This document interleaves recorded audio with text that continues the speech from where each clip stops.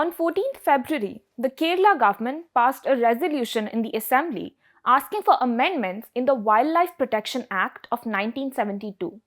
They want to make it easier to deal with the human-animal conflict that's going on in the state. And one of the amendments that the state wants is to declare wild boars as vermin, basically removing any protection that's given to the animal. I'm Akanksha Mishra, and in this video, we look at the increasing conflict between wild boars and humans, the reasons for them entering human areas, and how experts suggest that we should deal with this conflict. Wild boars, which are sometimes called wild pigs, are abundantly present in India and worldwide. According to the IUCN, they are animals of least concern, as in they are in no danger of extinction.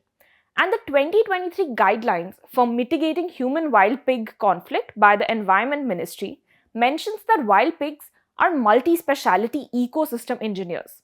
What does this mean? They disperse seeds through their plowing, they form the prey base for large carnivores like tigers, and they're also important for scavenging due to their omnivorous diets. In a sense, they contribute to the ecosystem in more than one way. But they're also infamous for causing damage to agricultural crops when they come into human habitats. So, a 2022 study on wild boars and on agricultural lands in Tamil Nadu found that these animals are unique because they damage crops at every stage, from a seedling to a fully mature crop.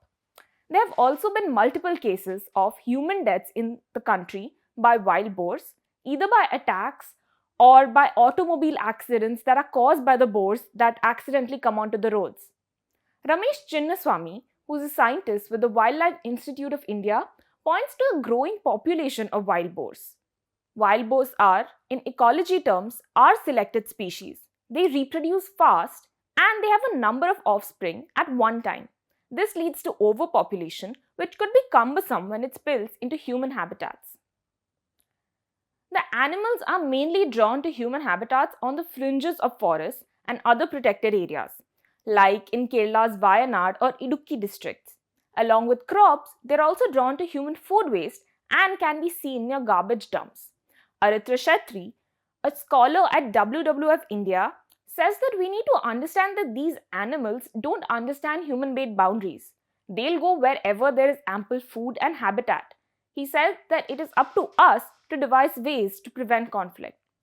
A.K. Sasindran, the Forest Minister of Kerala, said that they allowed limited hunting of wild boars by local bodies since last year in Kerala, but it is a tedious process. A committee of local panchayat leaders and the divisional forest officer needs to ask for permission from the chief conservator of forests in their circle, who will then get permission from the chief wildlife warden. Will an animal wait for the committee's permission? He said to ThePrint.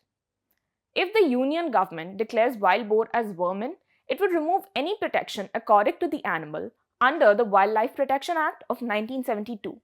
This would make it easier to cull wild boars without having to wait for permission. Animals can be declared vermin for shorter periods of time too, and only in one specific region. The human-wild boar conflict isn't native to Kerala. In 2020, Uttarakhand declared wild boars and nilgai as vermin, while Bihar government did the same thing in 2015. While culling is one measure to deal with a growing wild boar population, experts like Shetty also say that it cannot be done in an indiscriminate manner. The number of animals to be culled should be based on a scientific assessment of their local abundance in a particular area and their conservation priority. The MOEFCC guidelines provide measures to reduce human-wild pig conflict, like the assessment of wild boar population hotspots, the management of garbage disposal, and the translocation of wild boars when they are in abundance in one particular area. As wild boars also form a prey base for large carnivores, a significant reduction in their population, which could come about through indiscriminate culling, would also affect the predators. This is Akanksha Mishra. For more such analysis, follow ThePrint on our social media channels.